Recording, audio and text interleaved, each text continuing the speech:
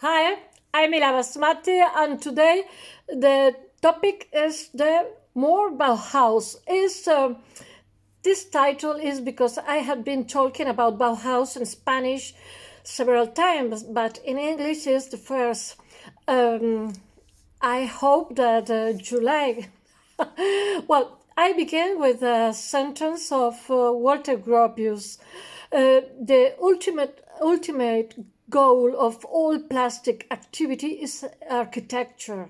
Well, the story of the Bauhaus construction house is intimately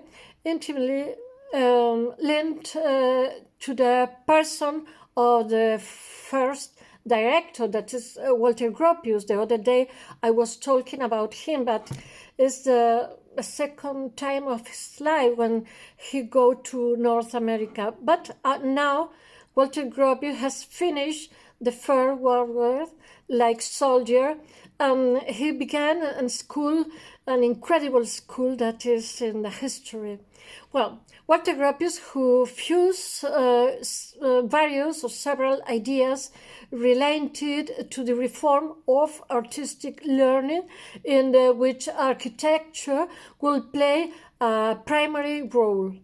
In Unity in the School of Art, the Grand Duchy of Henry van der Velde, and van der Velde was the director of the particular School of Art that is before the Bauhaus of Weimar, because van der Velde is a very good architecture, but is from Belgium, and he lived in Germany.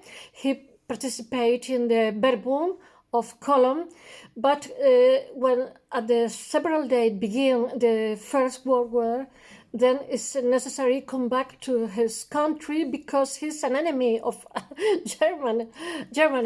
Well, Van der Velde, Henry van der Velde, and the Higher School of Fine Art. Van der Velde is the director of the first School of Weimar that continue the idea of mutations that go to art and craft of William Harris in United Kingdom.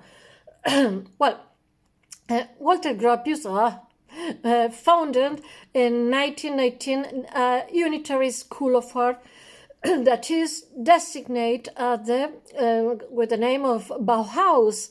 One of the most important novelty of the educational program was the introduction of a common preparatory course of all participants, with give this discipline eaten after fight with other teacher at the same director.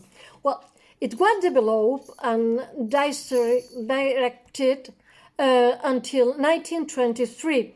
The idea of the teaching is changing all the time, but by the educator and painter Johannes Itten, who was succeeded by Joseph Albers. All of them incredible teachers, the best teacher in this moment. Another part of the reform was the magisterial instruction, according to which the student had to sign an apprenticeship, sign an contract, and consequently the trainer were called teachers to workshop, glass, ceramics, textile, metal, cabin making, mural painting. The woman was discriminated, but there are a lot of incredible artistic women. And sculpture were the center of learning, and income was derived from the sale, my dog, of item of license. However, with Gropius, there was only one architectural department in 1927, 1928. So the only real Bauhaus building was the home house built on the 1923 architectural exhibition in which the painter intervened with Adolf Meyer, the second director, and George Munch. Munch no es Munch, it's Mucha. Mucha in Alemán. Uy, in German, sorry. Teachers and trainers include Helve Meyer, Marianne Brand, Marcel Breuer. All of them almost go to North America.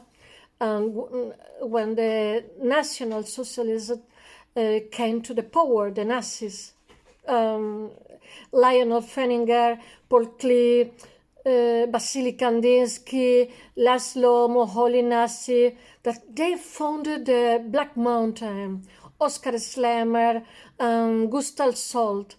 The Bauhaus resisted numerous reform of the teaching plans. Gropius himself introduced fundamental change in 1923 under the slogan Art and Technique, New Unity.